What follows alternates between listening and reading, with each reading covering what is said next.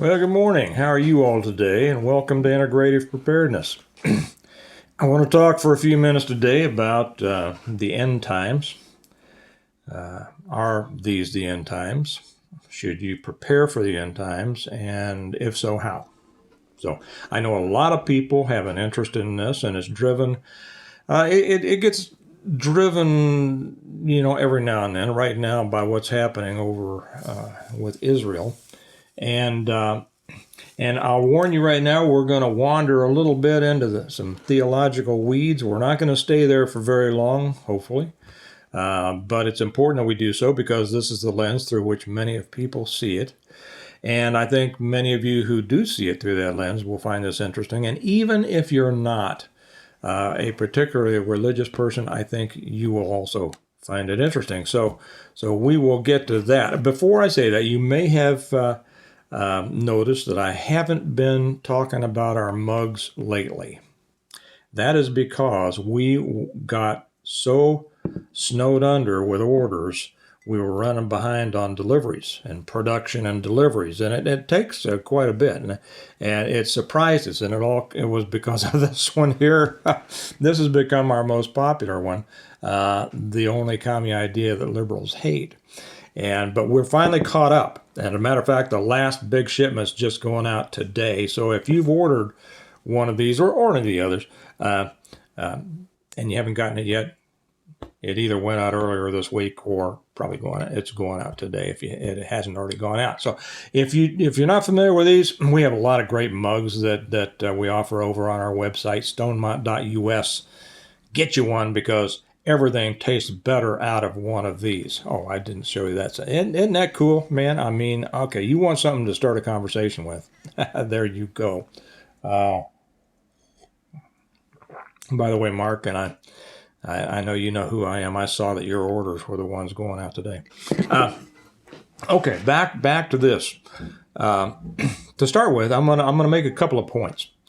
Well, one point, and then one question that I'm going to offer to you to consider for yourself, and then do your own research on. Okay, I'm not going to necessarily give you the answer on that. The point is this: we have been in the end times. If you are a believer in biblical eschatology, and I am. We have been in the end times since Christ was crucified and resurrected. Simple as that. Realize that his own apostles had fully expected him to return within their lifetime. And every generation since then, there have been those in that generation that were convinced, or at least enough to convince others. Whether they themselves were convinced, well, probably. And convinced many others that the end was nigh. The end is here. The end times are coming. You'd better. And as a result of that, and I can't speak to their motives, but as a result of that, they built big denominations, big churches, filled them with people, became very rich. Okay. So we still have that going on in our world today. People saying the end is here, the end is near. So many, I see comments on here. Probably some of you know people who ascribe to this, that there's no reason to prepare because the end is coming. Jesus is coming. I mean, I know people, my son Aiden said something funny. I'll throw this in a minute. But they say, well, I just want, Jesus to return before they have to make their next house payment that they can't make, or something like that. Aiden, we went down, as many of you know, we went down to Arkansas and to see that last eclipse, and we got a great place on some river. We ended up going out on a gravel bank in some river down in Arkansas. I don't remember what. A whole lot of people around had a great time. Anyway, so the eclipse happened. And then it went away, and Aiden said, he says, well, I was almost disappointed. I was kind of disappointed. I think he said that. I was kind of disappointed that I didn't hear any trumpets because now I have to pay my tickets. He's got a couple of pretty whopping traffic tickets. Now he's got to pay them because the end was not yet. Okay. Did I mention that everything tastes better out of these? But there are a lot of people who kind of subscribe to that. And I know that somebody on the channel, I don't know whether it was here or on the Patreon channel, said, yeah, I have family members or friends who refuse to prep because they think that preparedness is a lack of faith, even though Jesus himself told his disciples, prepare. Okay. And he who does not have a sword, let him sell his cloak and buy one. Okay, now let's get back to the end times here. So every generation since the crucifixion and resurrection of Christ has thought, or there are people within that generation, that the end was going to be in their lifetime. Now, could it be? Yeah, could be. It could happen before I finish this video, in which case you'll never see it. So if you're seeing this video, it didn't happen yet. Might not happen for 5,000 years. I know that there are people who are just sure that they have gotten into the Bible enough that they can predict when it's going to happen. And there will be those, even when I say, you will not know the day or the time, they will say, yes, but we know the seasons. No. You know nothing. Okay, you know nothing. Jesus himself said, not even the Son knows, only the Father. Okay, now, for those who come at this from a theological point of view, I hope you've listened to that. The second thing that I want to talk about as relates to what's going on in Israel right now, let me ask you a question here. I'm not going to give you the answer, because if I gave an answer, anybody who felt differently would just dismiss it and say, well, I don't believe that. So I want you to think about it. Have the guts to think about it, okay?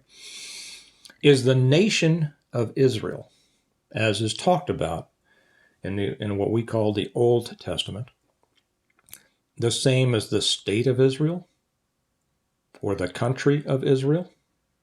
The country that is recognized by the United Nations, that was essentially formed by the United Nations? Is it the same? And are you sure?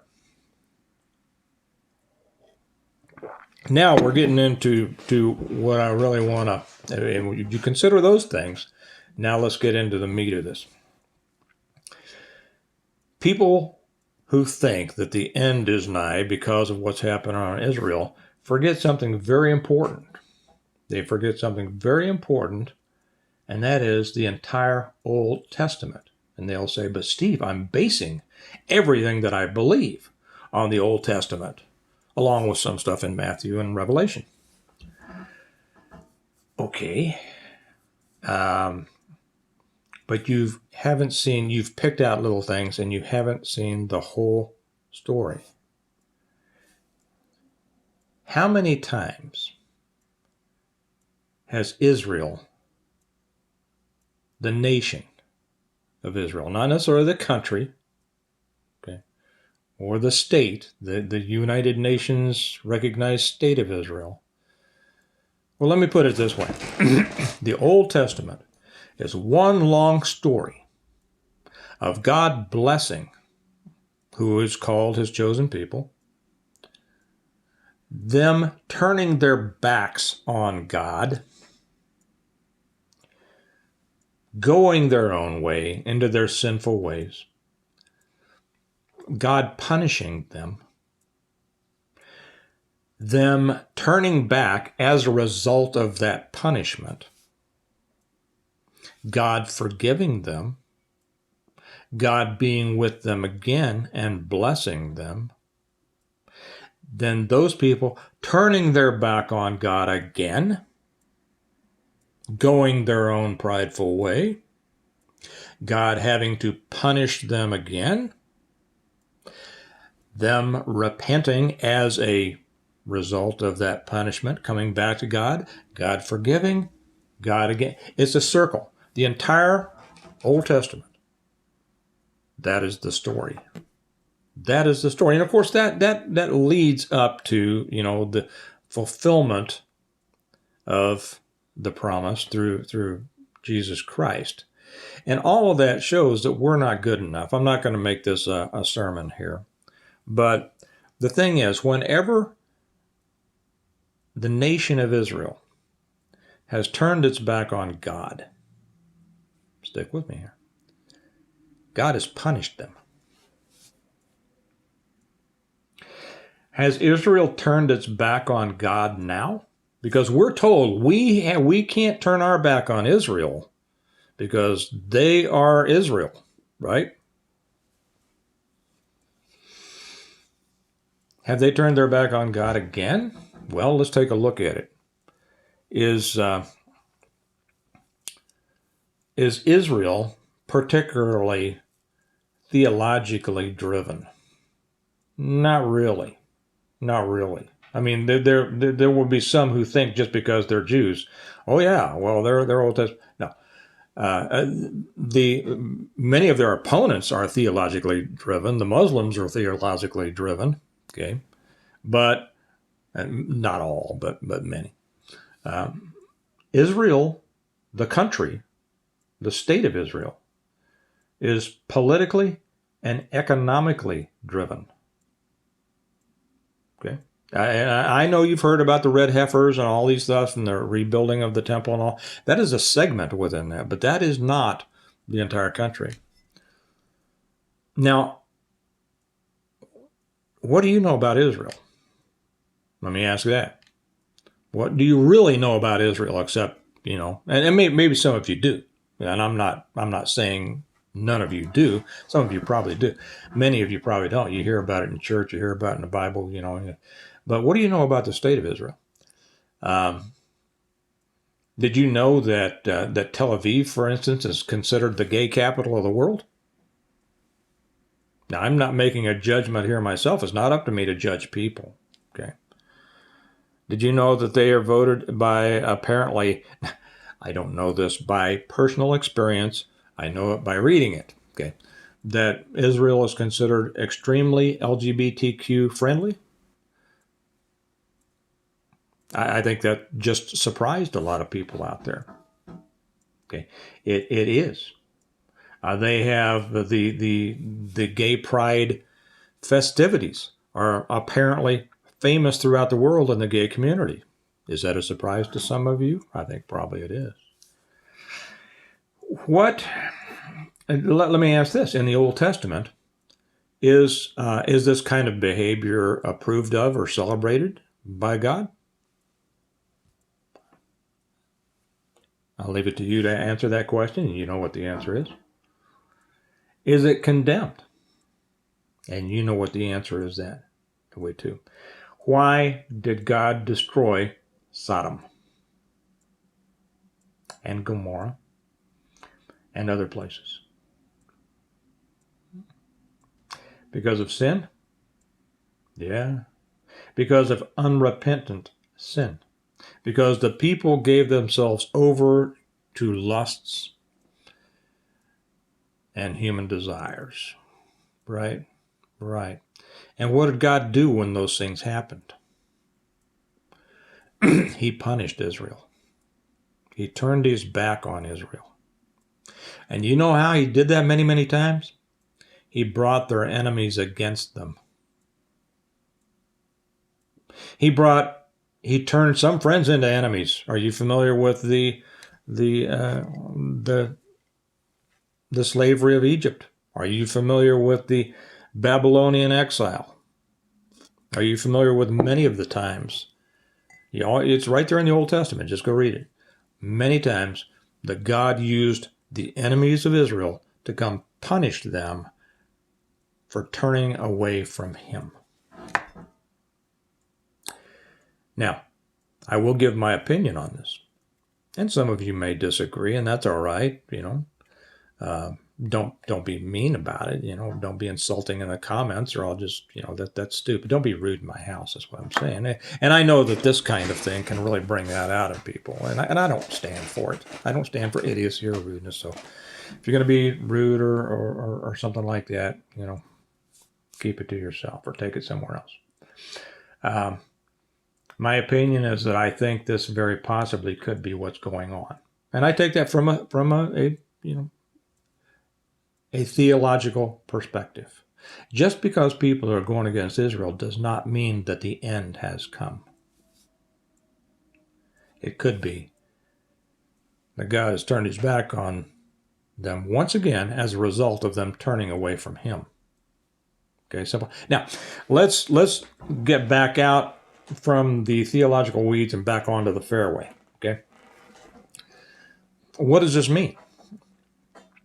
That means that anybody who's assuming that this is the end of the age, the end time, is probably very much misled, and it's keeping them from seeing the truth biblically, or the truth about what they should be doing. Now, I'm going to make one probably tomorrow about World War III.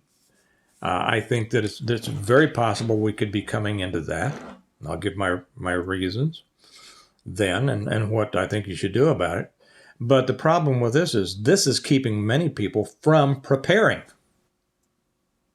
And it's interesting to me that just like these riots, that are going on at all the universities, and many of the alternative people are protesting, against Israel for Palestine. Isn't that funny? Sometimes we make our own enemies. But just as they don't realize what would happen to them if they were under the control of the governments for whom they are protesting, for whom, the Palestinians, things would not go well for them over in Gaza. But the same thing here is that people who say they believe in the Bible, again, pick and choose and take a side that they're not fully informed on. So this can keep people from preparing, and it will keep them from obeying Christ's admonition to his apostles to prepare. You are to prepare. You're not to hope for the end of the world. You're supposed to be here doing what you're supposed to be doing until that time comes. You're not supposed to just give it up and wait. Are you familiar with the Great Commission? Go out and make disciples of all the world. Are you doing that? If you maintain that you are a believer, are you doing your best? Are you going out there and doing things? What are the greatest commandments? Teacher, what's the greatest commandment? The first is to love the Lord your God with all your heart, with all your soul, and all your mind. And the second is like it, that you will love your neighbor as yourself. Are you doing that? You see, God uses people to bless and to communicate with other people. Are you doing your part? Or are you just saying, Jesus, take me. I'm not going to do anything anymore. I don't need to prepare. I don't need to do anything. So if a person who's taking that point is directly disobeying Jesus' commandment, and then, as I started to say, what he said to his disciples in the night that he was arrested in the Garden of Gethsemane.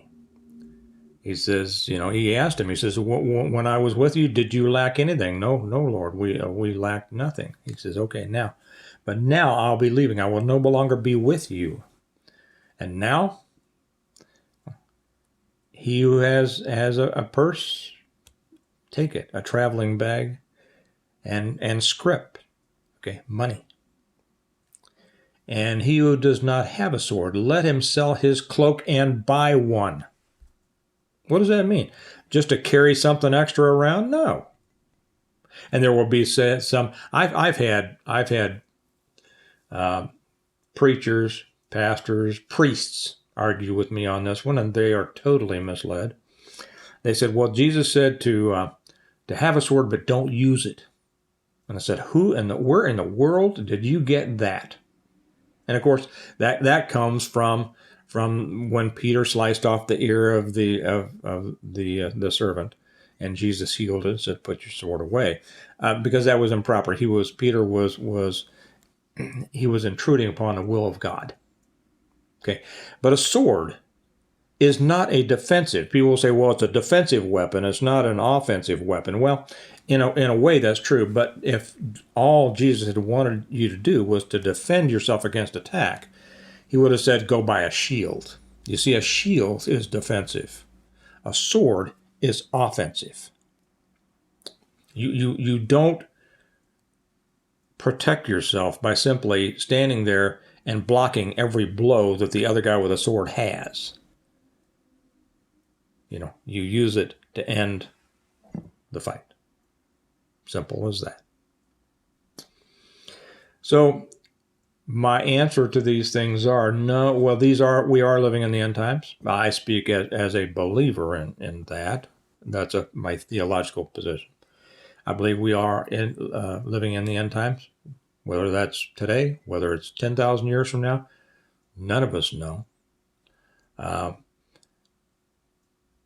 But every day now, we need to be doing what we're supposed to be doing, living the life we're supposed to be living, being responsible for ourselves and for those who rely on us with the good Lord's help.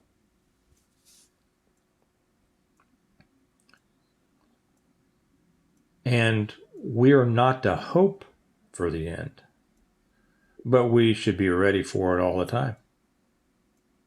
And we don't know when that's coming. So every day we need to live life the best we can and prepare to continue to live a good life. And, as I always say at the end of my videos, I say we prepare well today in order to live well tomorrow. That's right. Or like I wrote about, seems like I have too many books here in my hand. Yeah, I do. I have 2 reversions. Why do I have 2 reversions in my hand? No, I don't. No, I don't. I guess it just looked like it. And like I write in my books, it was at Stonemont, it was a prepared family who, as a result of their preparedness, was able to continue to live well and help other people. And if you're new to us, these are my books, the Stonemont series. I'm the author. The Reversion, the Revival, the Renewal, An Appeal to Heaven, the Blessings of Freedom, and Hostages to Fortune. Collectively, as 6 novels in serial form, collectively known as the Stonemont series. And in it, I talk about preparing properly to be able to get through anything. And we base this community, I say it's the total plan for preparing for, surviving, and rebuilding after a total collapse of everything. And what the foundation of these was, and the family and the books, is proper reliance on the good Lord himself, doing things right, being fair, and constructing communities the way they should be constructed. You can get them on Amazon, but I love it when you get them through me, and you can order them through our website, stonemont.us. That link is down below. And I love that one because I get to sign them for you and put a little note in them for you. And I love my relationship with my readers, and just like I do with my viewers. And so I'll put that link down below in the information section, and then a pinned comment. Again, the Stonemont series, you can buy one, you can buy all of them. A lot of people buy the full set, and I suggest you do, because you're gonna blow through the first one. Many people don't sleep the first night that they start reading that one, and then they can't wait for the next one. So, but however you want to do it, just fine, of course. So think about that. End times. Live like you're going to live forever. Prepare like there's going to be hard times, which there will be. And always be ready for the end. And of course, the way you're ready for that is spiritually. Okay? All right. You all have a great, great day. And remember that we prepare well today. I didn't hold up the book that's even better than mine, did I? There you go. We prepare well today in order to live well tomorrow. And you all have a good day, and I'll probably talk to you tomorrow. Bye-bye.